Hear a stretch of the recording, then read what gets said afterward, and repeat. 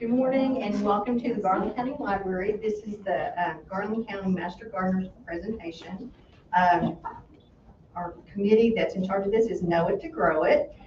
This morning we have a wonderful speaker. We're really excited to have Ramona Slick with us. She's going to talk about scented geraniums. Ramona is a Garland County Master Gardener. She's also a member of the Herb Society of America, the Ozark unit. She's on the Committee of 100 for Garland County Representative. She's also a member of the International Herb Association. So we're talking big time here. The Ozark Folk Center, the Committee of 100 and the Herb Society is up in Mountain View by the Ozark Folk Center, which is a state park. And they have the Heritage Herb Garden up there. Y'all, if you haven't been, you need to. It is really, really neat. And they've been doing a lot of renovating and stuff up there. So she's really big with that. She has been an organic gardener and homesteader for more than 50 years. She is a culinary herbalist and an avid forager, former 4-H dairy goat project leader. She's a retired critical care nurse whose views utilize medicinal herbalism through a nutritional approach and adjunct to sound current medical best practices.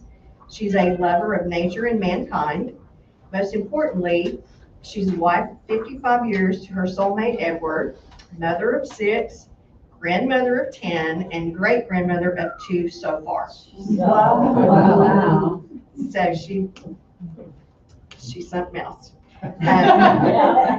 She enjoys sharing her knowledge with like-minded individuals, and you will thoroughly enjoy her presentation. So welcome, Ramona Slick. Well, good morning, and it's my pleasure to be here. I'm going to stand behind here because I have some things. If you've come in late and you don't have one of these little brochures, Rhonda might be able to give one of those for you that I made up ahead of time for you. So I am going to talk to you today about pelargoniums, otherwise known as scented geraniums. I think she needed one of those things. And I want to introduce you to some more cultivars because most of you are familiar with at least one of them in this class of family, and that is the mosquito plant. And it is actually Pelargonium citronella. And so, as you see, I have one planted here in with some lemon balm. And a lot of people think that the mosquito plant, of course, repels mosquitoes. And I'm sorry, that's really not true. You know, mosquitoes are really attracted to your body by CO2. And that's what you're breathing out, carbon dioxide. That's what attracts them. So if you just hold your breath when you're outside, or the mosquitoes bothering you. But I did make this little chart. They asked me if I had a slideshow or a PowerPoint or anything. I said, no, I'm going to do it the old-fashioned way. And so I do have some pictures here that I'll explain to you a little bit later, and you're welcome to ask any questions. And if you're like me, you probably don't want to wait till the end to ask your question because you forget what it was. So feel free to just let me know, and but I am going to be going over several different things. But as far as myself, I've had a very enjoyable life. I was introduced to herbs when I was doing my organic gardening through the Rodale Press, you know, back in the day when you couldn't Google things, there was no internet or anything. And I learned to do that through companion planting. But I am an herbalist, but I don't go out and do consultation or anything. It's mostly going to be gardening things, companion planting, and I do a program on that. But scented geraniums or pelargoniums is something I got into purely for pleasure. And they're just one of my favorites. And there are so many varieties. There are hundreds of varieties. And to tell you a little bit about their origin, they come from the Cape of Good Hope in South Africa. And it was really interesting. A few years ago, I was addressing the Women's Welcome Club here in Hot Springs. And it was at a dinner at the country club, and it was very lovely. And I wanted to talk to them briefly about some pelargoniums and some other herbs. And after I got to talking about the pelargoniums, there was a lady in the audience who actually had transplanted up to Hot Springs from El Dorado, but she was originally from South Africa. And it was so cool because she was so excited to hear about some plants that she was very familiar with. So there are many different varieties, and I can talk to you a little bit about those.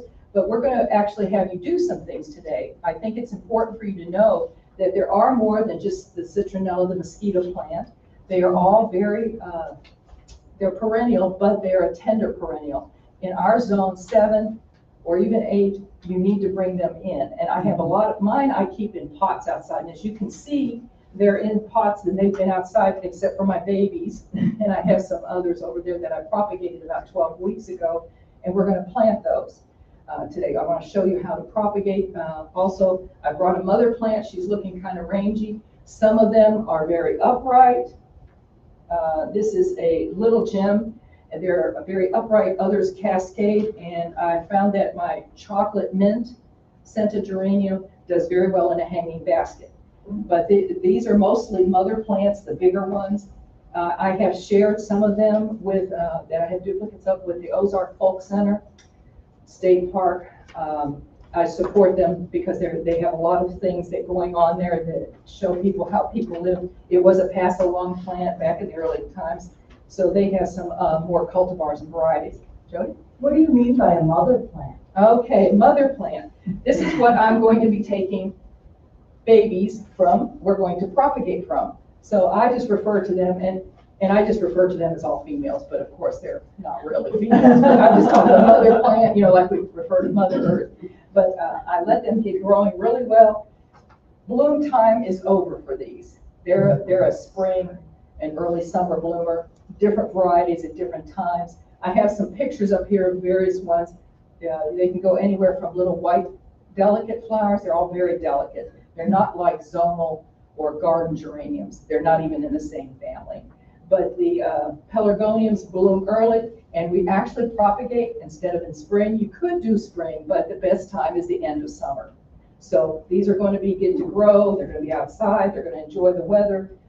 They will get a little bit of dappled shade from the hot afternoon and evening sun that we get here in Arkansas. And then in late summer, I will be taking cuttings from these. So this is one of my big mother plants, and she's needs to be repotted, and I didn't repot her yet, but she needs to have a new home in a pot so that she can grow even more babies. But I'm going to show you today also how and where to propagate them. So you're not going to find these around in the regular nurseries.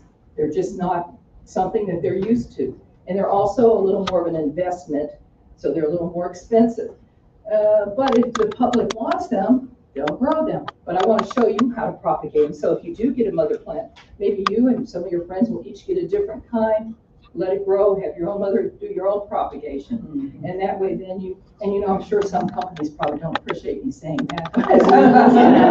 I'm just saying they're not hard to propagate. Do they only bloom one time? Yes, it's been my experience. Okay. So let me also mention Debbie Tripp has been a friend that I've known for a long time. I met her through some herbal programs they were doing out at Garden Gardens years ago. And she has a sister in Oklahoma that also has a love for herbs and has a lot of scented geraniums. And she had some illness and things, and so she was going to retire from her business. But she has found that she just really couldn't wean herself completely away. And so now she is starting up again with some new varieties of scented geraniums. So I can't wait till she gets me a list of what the new ones are. I have about 80 varieties now. And wow. I do have a little greenhouse, but these can be brought in. I grow them in clay pots and set them outside because some of the culture of them is that they need to have excellent drainage. And they don't like to be wet. So you will notice that several of mine have some yellow leaves. I've tried to clear some of that off, but I did want you to see. This is because these have been outside in the rain. They're not getting enough sun. If you think about South Africa and the Cape of Good Hope down through there, it's kind of rocky. The soil is not rich.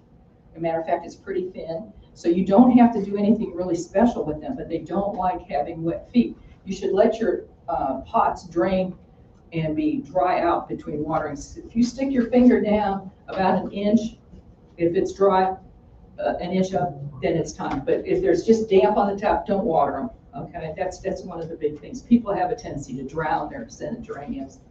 And the citronella is in a pot with some lemon grass, and I did that so that you can see you can plant other plants with it. But Some of my other pots at home are container plants are too large for me to bring for you, but they do really well. And I show you on this display board some places that you could put your scented geraniums. But I personally like them in pots now. Then many people, especially in California, they grow them on walls and window boxes, but they can put them in their landscape. If you happen to have a chance to go to the Arkansas School for the Blind in Little Rock, they have a sensory herb garden that the Herb Society of America Arkansas unit maintains. That, and they also do at the Governor's Mansion as well as the Old State House Museum. But they will plant in sensory and tea gardens, but there's such a wonderful plant to have out there because the children that are going through the garden, and it's a sunken garden, there's kind of a, I have one picture of one here to kind of show you how theirs is, and it's rounded, and they have little nooks and crannies so they can learn to maneuver through these places. But in the sensory garden, they have a lot of different herbs, and one of the most popular is the scented geraniums. So we have scents all the way from rose to lemon, different lemons. You have variegated leaves on some. That pine that is out at the front desk when we were checking in, its leaves are very narrow and ragged looking, but it has a pine scent. They would all have a lot more scent if they had been in the sun instead of rain for the last several days. Does the scent repel deer? Deer? I've not had a problem with deer, and I have 2 herds of deer that come up. I have a bachelor herd that lives down over one side because I live out of town, and then I have a nursery herd that comes up. Now, the problem I have is the kids that are yearlings that stay with your moms. They go through, they don't eat anything, they just pull everything up. They're little. So if you put citronella with the rose, or for instance, would that? I don't know. I do know that deer don't like, and some of them are fuzzy. They don't like fuzzy things. But I've just, my own experience is that I've not had a problem with deer bothering any of my scented geraniums. They haven't bothered any of my, but I don't raise a lot of roses. I'm organic, and it's a real challenge here in Arkansas to grow roses organically, or naturally is the new word, I guess. I'm not certified organic. I've just done that practice for 52 years. So the big thing is talking about growing organically.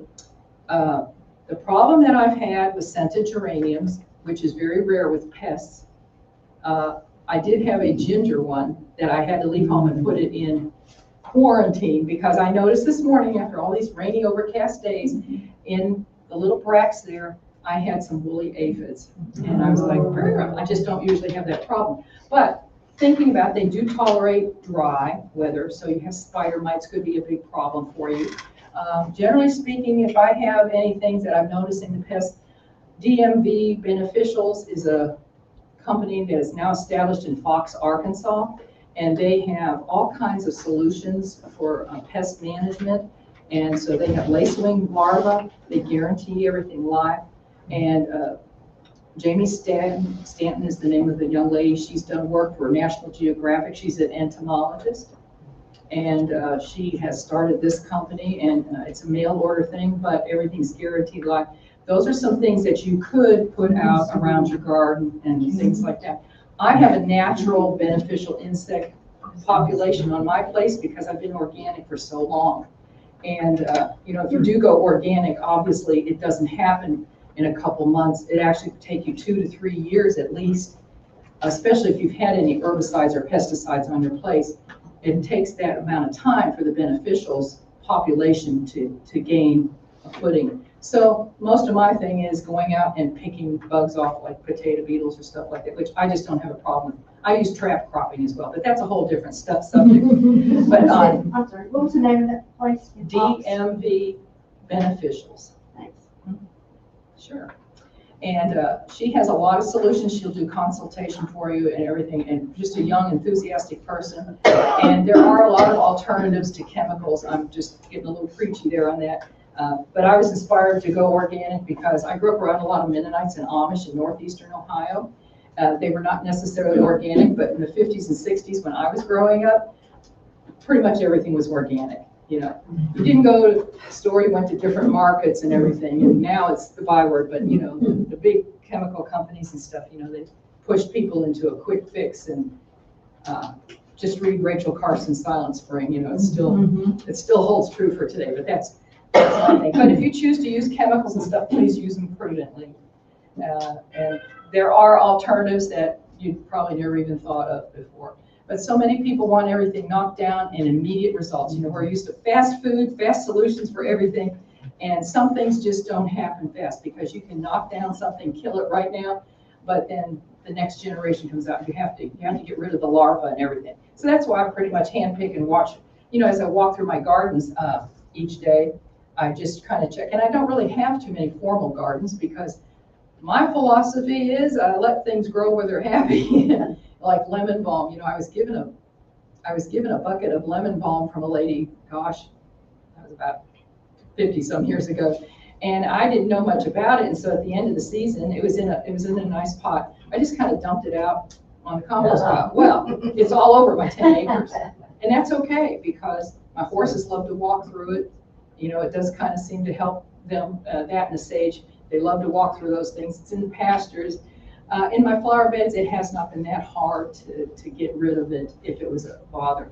But the other thing that I see that really seeds itself easily is garlic chives, and they bloom in summer, at the end of the summer, and they're all over the place too. But I just, I found where my rosemary's happy, where this is happy, but they're not happy when it gets below 40 degrees, so they go out in pots. And you'll see at the Ozark Folk Center State Park, they also have some plants that are in the ground, which they would have to dig up if they're going to bring them in their greenhouses, but they also put everything out in pots. And they are going through a renovation. And you say, well, how's that relevant to the Ozark Folk Center's purpose, showing people how people lived like in the late 1800s to the early 1930s? Well, scented geraniums were a pass-along plant that the pioneers brought with them, just like ferns. In Victorian England, people loved scented geraniums in their parlors. And they developed a whole culture of things. Now think about it, how they got found in the English colonial empire, South Africa. And their ships, they came up finally with the Wardian case, which was Dr. Ward came up with that, and that was kind of the precursor of terrariums. So they were able to bring a lot of these more delicate plants with them on board without the salty water spray on them on the ships because, they were out there for a long time. So they got to England and people liked them so well because it was something that they could bring in their parlor. It would stay green. And then they have these darling little delicate flowers in the spring or late spring. And I've not personally experienced any blooming again. But some people, they do. I think it just depends on the weather. It's just like last year we had peaches blooming again after the original bloom. It's just kind of, you never know. Mother Nature kind of does her own thing. So you said that they bloom once, typically, right? And is that normally late spring? It can be early spring, late winter. It depends. Each of them is different. It's different. Okay. And so you just have to see which ones, bloom. One of my best bloomers is one of these little plants over here, and it's called Little Gem. If you're wanting something that's going to bloom early and profusely, Little Gem is a wonderful one, and it's a pretty hardy one. But back to the Victorians and their parlors, they came up with these things. You might have heard of tussie mussies. Any of you ever heard of those? Yeah. Okay, in the language of flowers. This is a book in here, and so I do have a picture up there of some. We actually had a workshop at the Arkansas unit over in Little Rock of the Earth Side of America on making tussie mussies.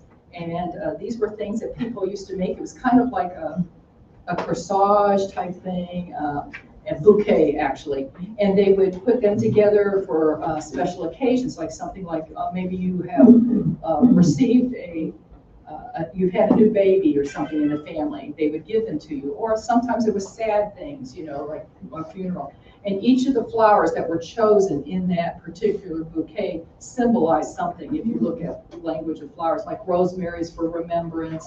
Well, scented geraniums are a big part of the tussie mussies. They liked using them. And as you can see, I have one on the end there that's Lady Plymouth.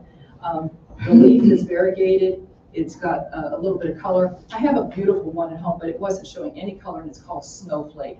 And it's got a large leaf, kind of like this chocolate mint that I have in the middle there. And it gets these blotches of white on it. It's just really beautiful. Some of them are just absolutely beautiful. Sometimes they're not really scented. They just have a beautiful oak style leaf.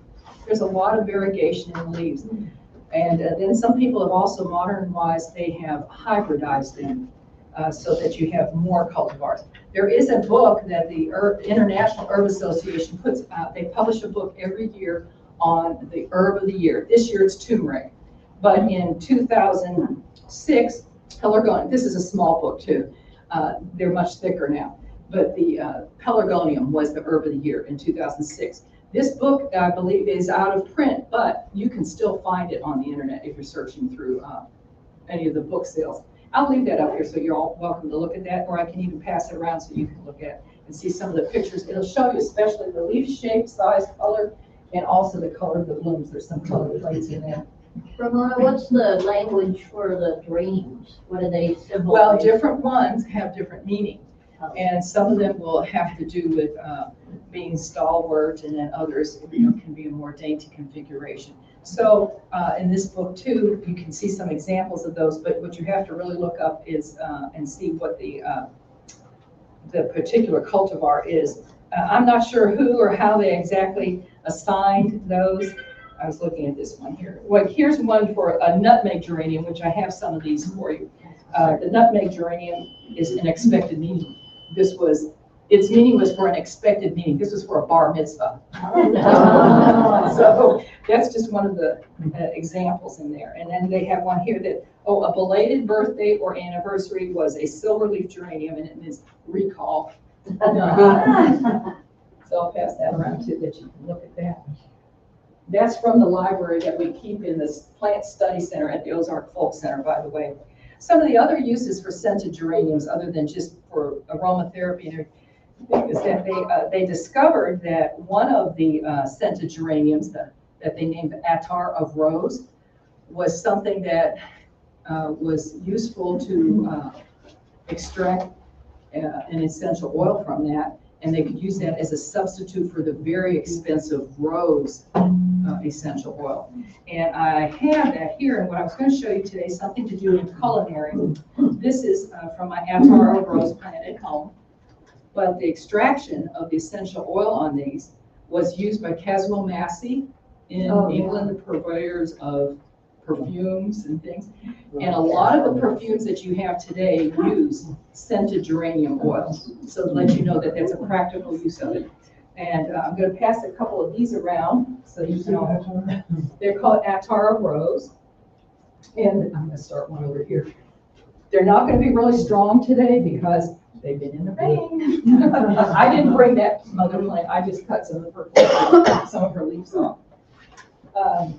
So what I wanted to do, since I brought that up, I cleaned those and then I set them in these little towels. And so I wanted to show you, this is a culinary use. I have some organic sugar here. It's golden. I don't eat just everything exclusively organic. I always try to when I can or it's available. And so what we're going to do with this is we're going to layer it in sugar. Now, I'm sure you've heard of doing that with lavender, or you could also do it with vanilla beans to make your own sugar. If you go to the store, any of the stores, specialty culinary or online, and try to buy vanilla sugar and things like that, it's very expensive. I mean, it's a lot more than just regular sugar. So here's another thing that you can do yourself and make your own, and you'll have it. And scented geraniums work real well with this. You just put some sugar in your bowl or your cup. And then I pick these with the stems on them so they wouldn't dry out too much. These do not have to be dried, by the way, when you do this. And you just get some little snippers, cut that stem off, and then you're just going to place your leaves down in there, and you're just going to let the essential oils go into that sugar. And you do this takes about 2 weeks. You just keep layering those in there. Doesn't have to be perfect. It's like the Julia Child thing, you know. You're at home in your kitchen, you can do what you want. It doesn't have to be pretty, just as long as it's functional. Some of the leaves are very large. You could use a flatter or even a smaller container. It just depends. This works well with lots of different herbs. but especially ones that you want to use like in delicate cakes or things. And speaking of which, okay, so what do you do with the sugar?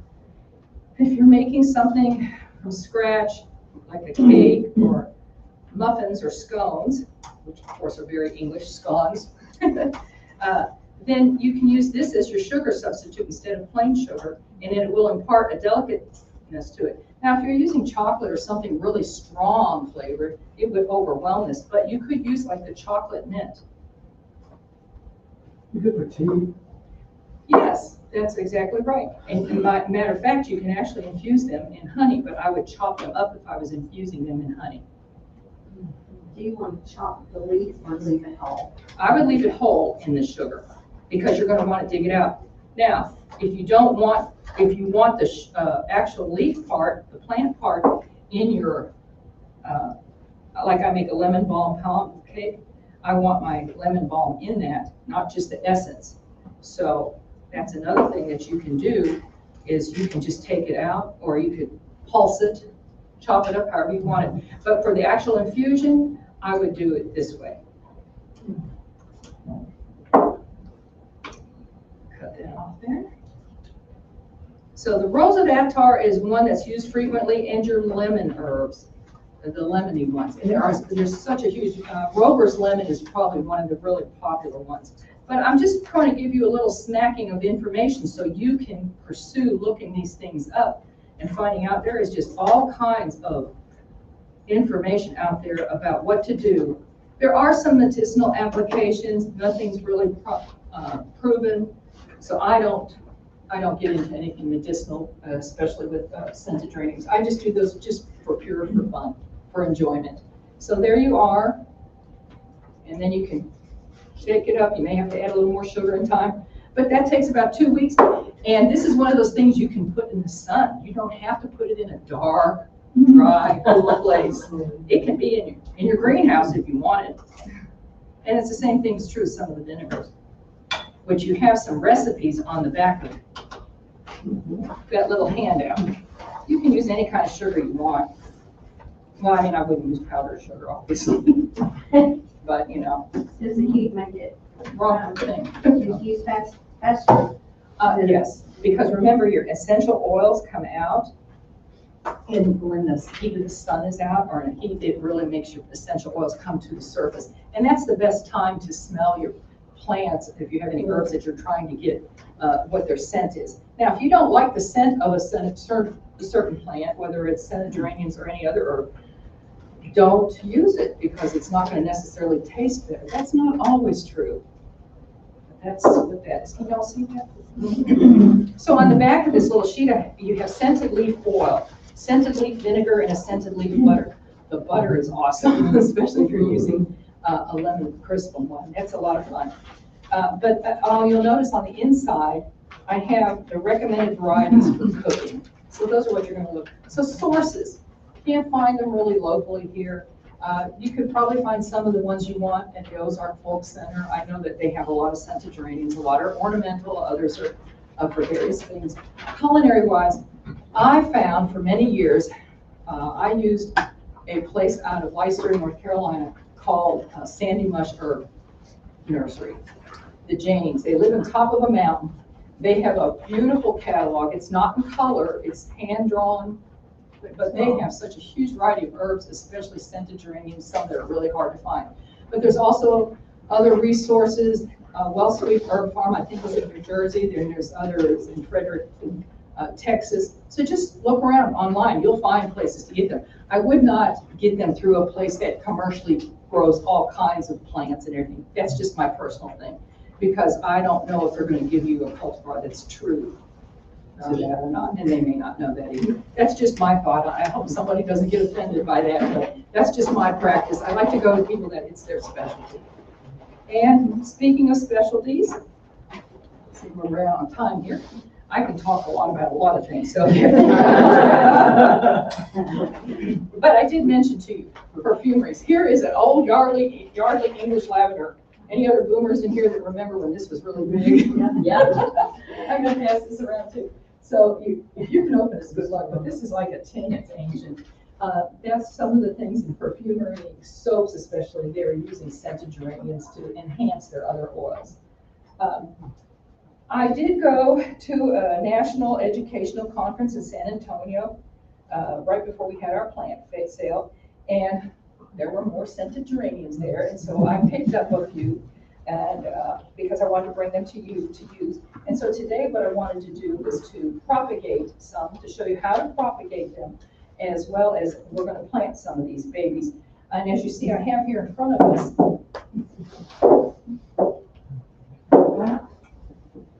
and these would be your door prizes. So we're going to look at some of these scented geraniums that we can plant.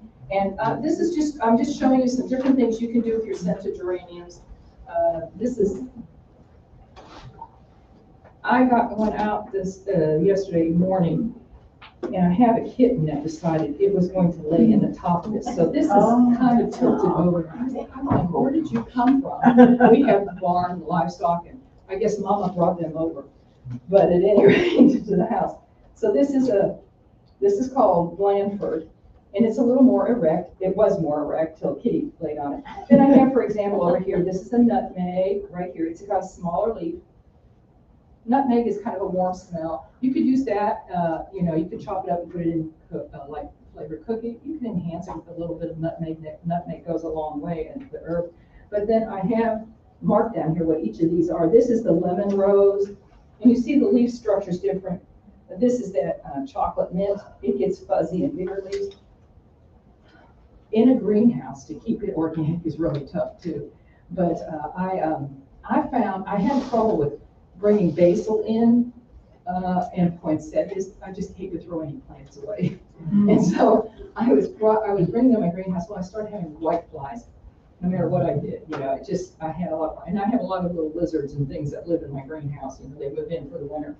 And I found that mother plant, when I had her in a hanging basket above the stuff, I didn't have problems with the white flies anymore. They repelled them. That was just my experience. I can't say that would work for everybody, but it just to let you know, that's one of my experiences with this. And you see, she's got all kinds of things here that we're going to propagate from today.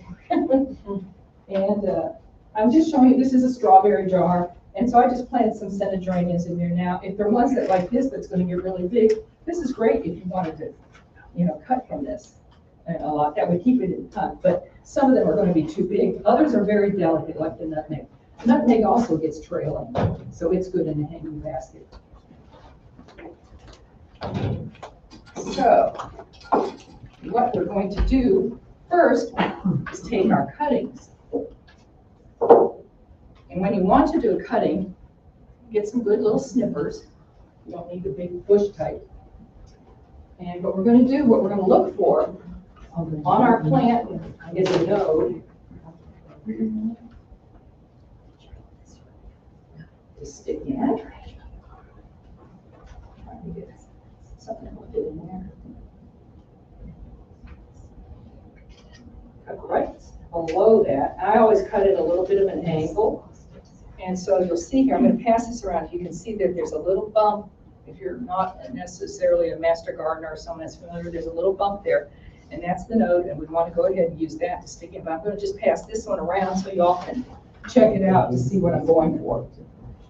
You'll notice some of these have yellow leaves. There again, it's lack of sunlight, too much water, rain. This one kind of gets this cute little fall color on it. So I'm going to take a bigger one here to put in that pot. So let's go right there.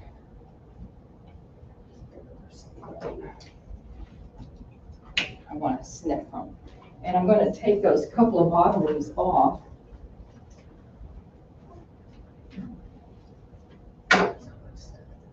Now, rooting hormone. We had a little discussion about this. I don't necessarily use rooting hormone, but Deb came up with something that she learned on a YouTube page, I think it was, a YouTube, and it was about the using lentil tea. Now, in the greenhouse that we use for our plant sale at the Fountain Lake greenhouse, we were using cinnamon to dip in the ends of things. And that also has a anti-infective, I guess you would say, protection for things. So, yes. The type of potting soil is very important that you use. Scented geraniums, like many herbs, require excellent drainage. So you want to make sure you get a potting soil. I'm not saying that this is necessarily the best, it's what I could get real quick, but I mix a lot of my own because I compost. But you want to have something that has perlite and is going to drain well. You don't want to just use sand, obviously that drains too well, but you want a good mixture that has perlite in it. And I see that this one doesn't really have it in there. But you will notice, I have one of these that's empty. If you pass this one around, you will see the perlite mix that's in there. That facilitates drainage, but not so much that it just dries on out. So we're going to put some of this in here.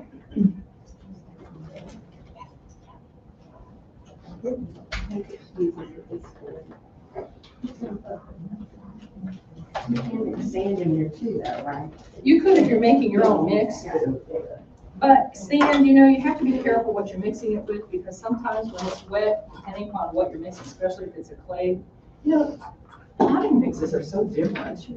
I mean, you can get some that are just, I don't really got them called potting mix, but you know, sand and clay together, when it dries out, it makes bricks. So you have to really think about that. So I just put a little hole there with my finger in that. What about vermiculite? Vermiculite has a little different properties than perlite. I've used perlite. It's what's always been recommended. You can experiment with it this way. And it's just like, so then you're going to stick that in, and I'm going to pull that last one off too. I'm going to stick that in there. And I didn't bring water because I didn't want to make it wet here. So is that like the tomato, you may take some of the flower leaves off and stick it all the way up to where the flower leaves were? Yes. Yes, and that's, you want that node. It's just important to have that node, because that's what, it's unbelievable how fast they will actually develop. Let me get one of these little items here to show you how they develop their fuse.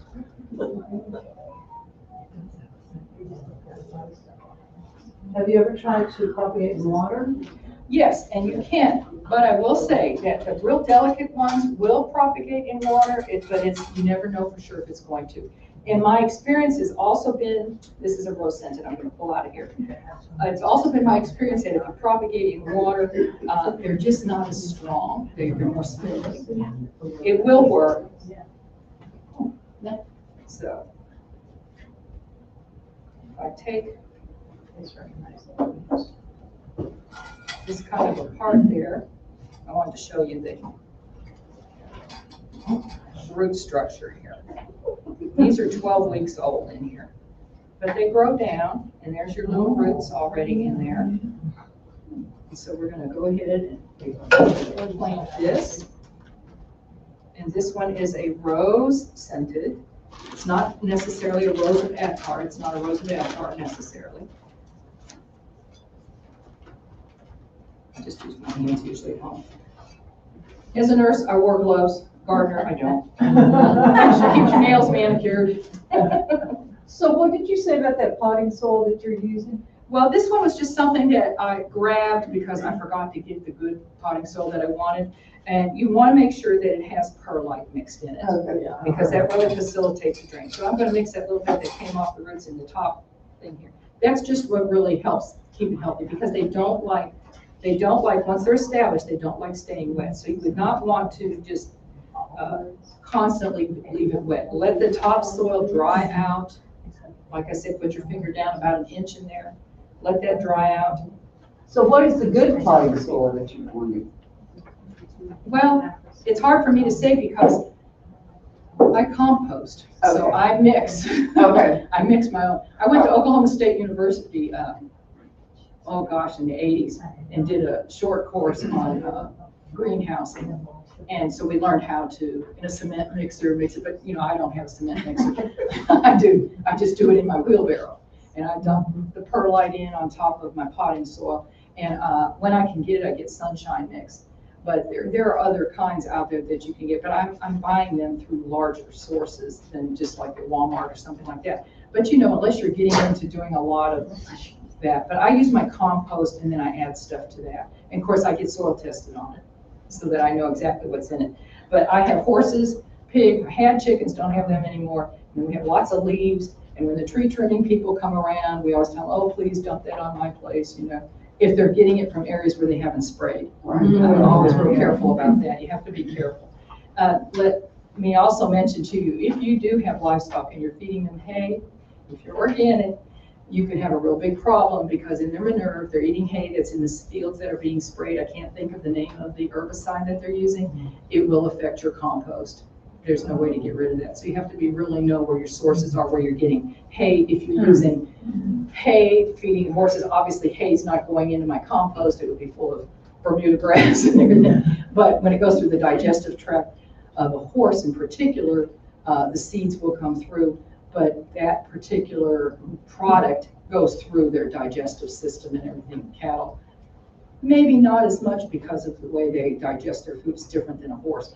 But I had dairy goats for many, many years, and they have little pellets like rabbits, you know, little nanny berries.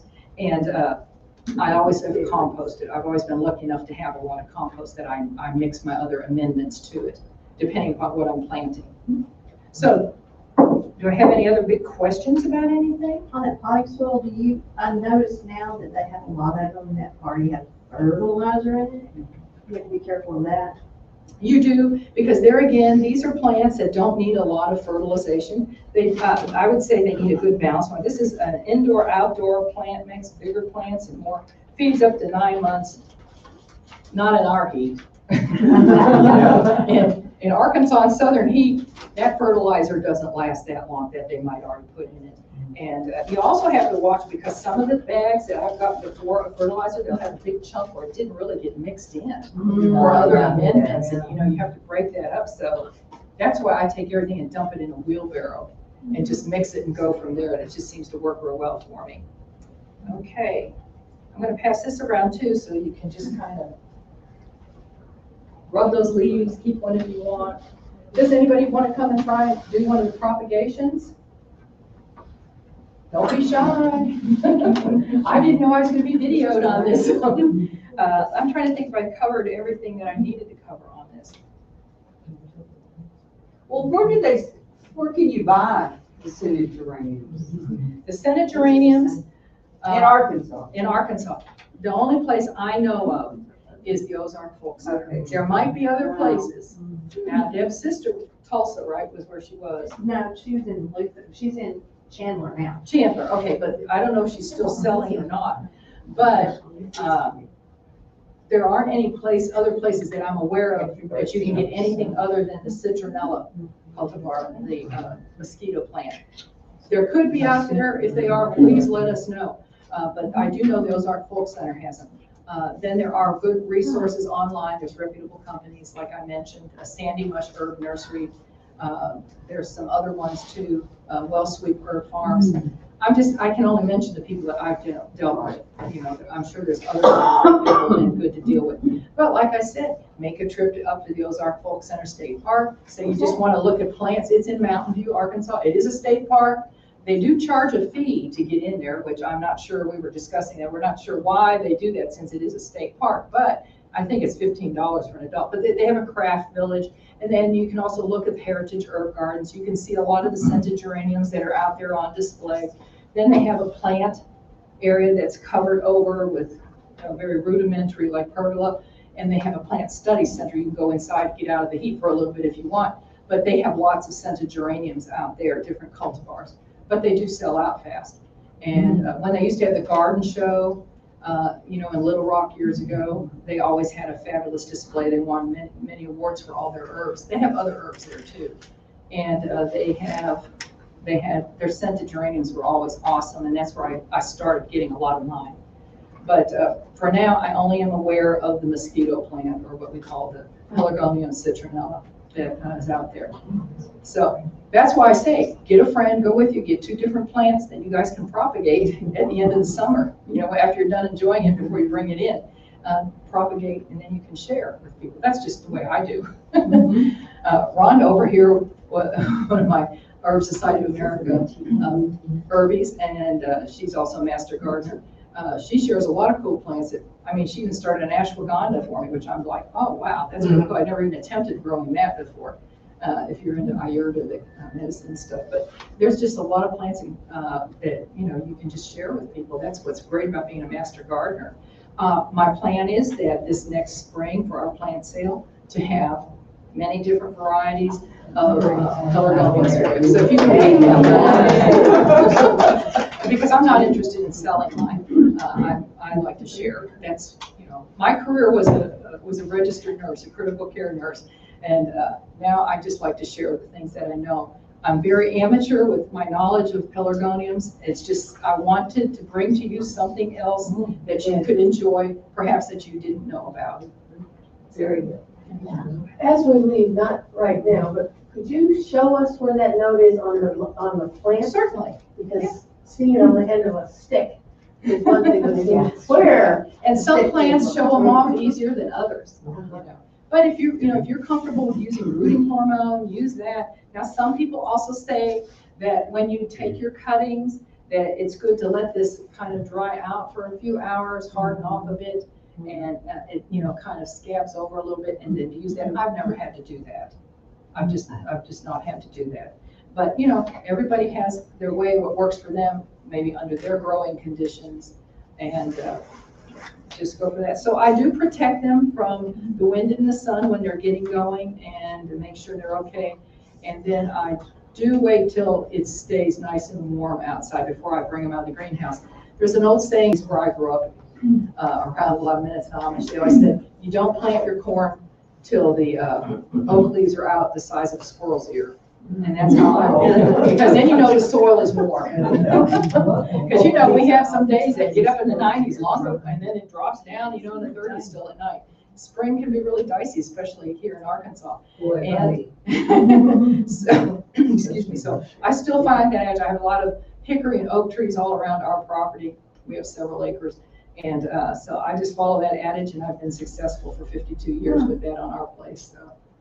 Any other questions or things I can help you with? If somebody would like to come up and propagate, these are plants. You can pick out one. Whoever wins your door prize is going to choose the plant you want to plant to take home. So I'll let the door prize people do that. And I also did bring, this has nothing to do with pelargoniums, but I brought for somebody also as a choice. These are your choices. You can pick out the plant. You can have the sugar. We have several things. You're going to have that, and you're going to have this Herbs 101 book, which was written by Jim Long, who helped design, he's up in Blue Island, Missouri. He helped design the gardens at the Ozark Folk Center many, many years ago. He's a well-respected, national published herbalist, and I feel very fortunate that I've actually got to meet him. But,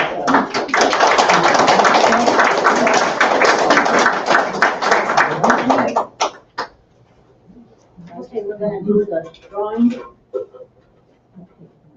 I'm just gonna read the last three numbers, 745. Right here.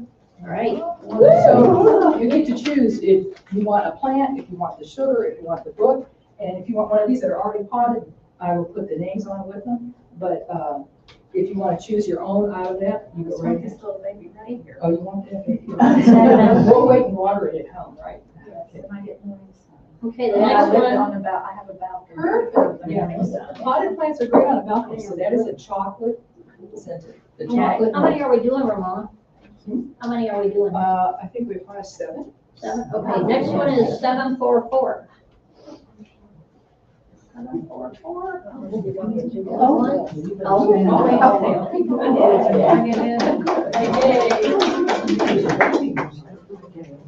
Yeah, so we can pot up whenever you might want. We can either take a cutting, you can have this, you can have the book, or you can choose one of these. I have 743. I have a peppermint, nutmeg, I have a lime scented geranium, rose scented. What else do we have here? Rose scented, nutmeg. What would I do? Well, they're really nice to put, and eventually they will cascade. They're more the nutmeg. And I'm not sure, right here's a nutmeg. Let's see how delicate it is. And in the trail, it's not one that stays upright. You want that one to plant? Want me to plant or you want, no, you plant. Okay.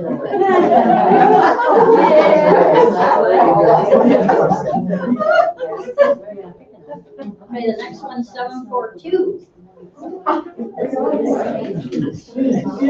Let's start up high. Another one's 742. It's a interesting place. I don't have Great Pyrenees dogs anymore because I don't have livestock, but I do have a corgi, and she's really bossy. She brings the horses in and out of there. And I've never had any small horses, and she is like unbelievable.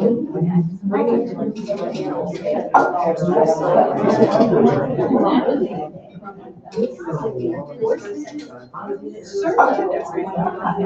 Just water. And there is a rainwater box. Hope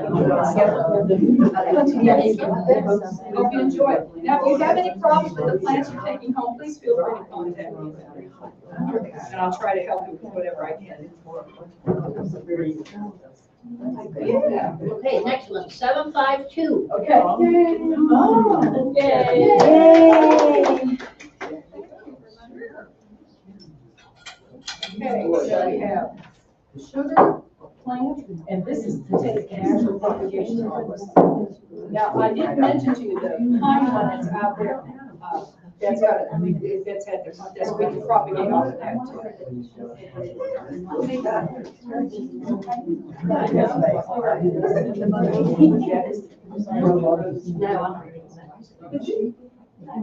Okay, next one's 739.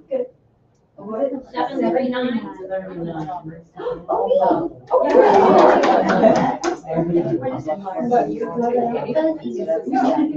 They're all different. You can look at the tag and see what they are. I have rose scented. This is a rose scented. It won't be as strong as it would be when it's in the sun. Then there's a nutmeg, and then we have, this is a Rover's lemon, which is more unusual. This is really good in recipes. And then the peppermint Tommy, they call that one.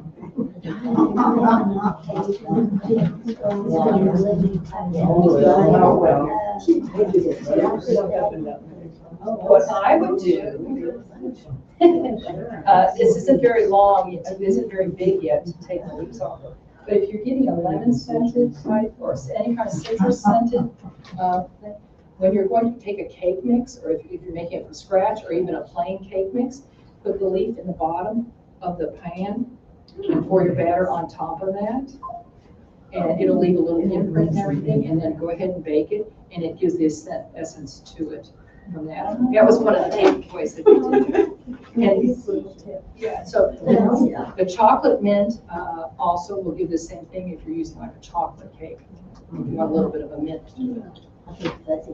The fuzzy one? Yeah. The fuzzy thing. Yeah.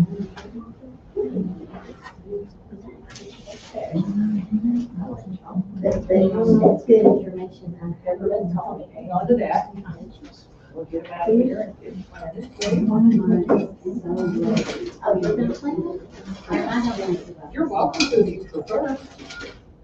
Or you can do every one. 2 weeks. Now you can leave it longer. Well, like if you're making a cake or cupcakes or something, or scones from scratch, and you want that little bit of essence to it, you know, it would be something that is kind of a neutral flavor, cupcake or whatever you're making. If you're making from scratch, you use the sugar in there on it, or you can take it and grind it up just as well. Put in there. Or like Joe mentioned, tea. You can take it and put it in tea. People think, oh, rose, it sounds weird to put that in something, but that was one of the Victorian big things for tea cakes was using rose. You know, rose water. Yes. My grandma smelled like rose water. Yeah. All the time.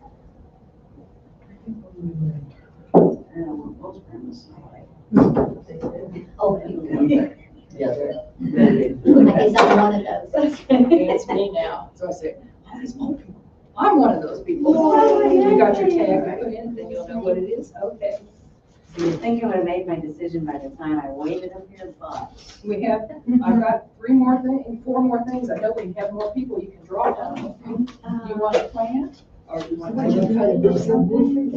Okay, next drawing number is 749. 749? 749. All right.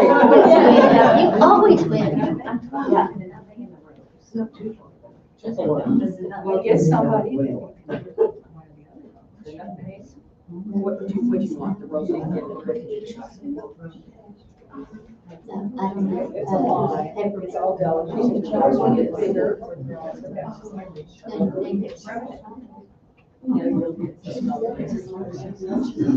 Okay. Can't go wrong with that.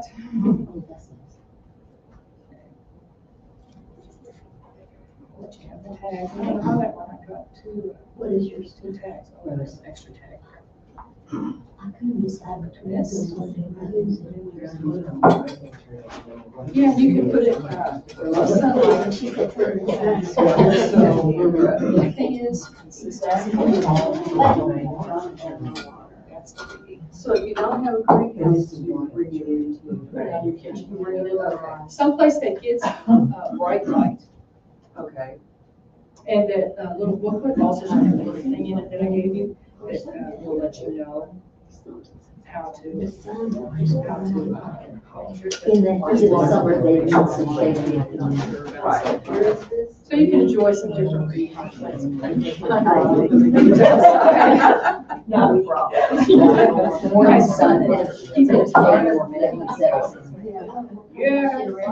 Let's go this morning. It's 41 degrees. So tall, gamer man. And then you can walk in, you know, and then put your little thing in, so you remember what it is. Okay.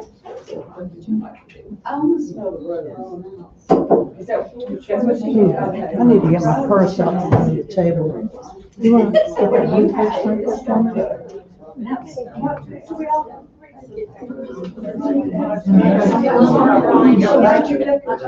drawing number 741.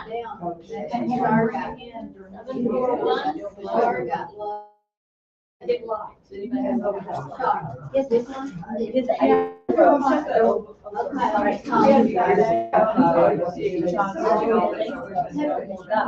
You know.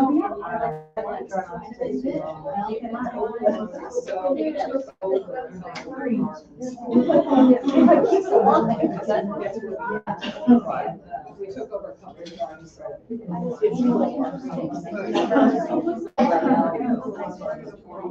Well, it just.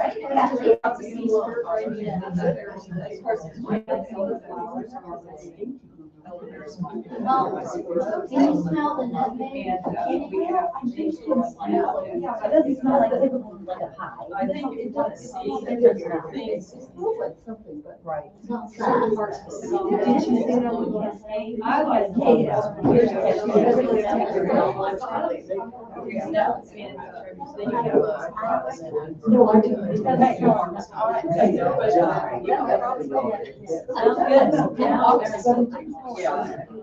Okay, all right, thank you.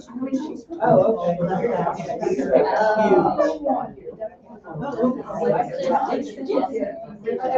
The rose.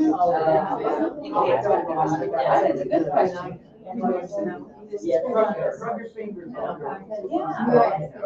Okay,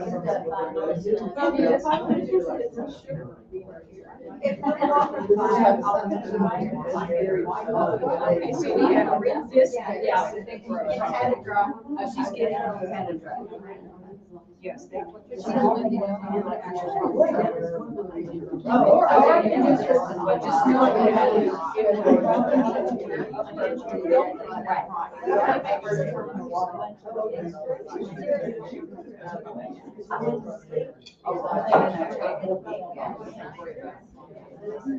Hey, we have one more drawing number for the sugar, for the jar of sugar. And that number is 751. Let's see it. Yay.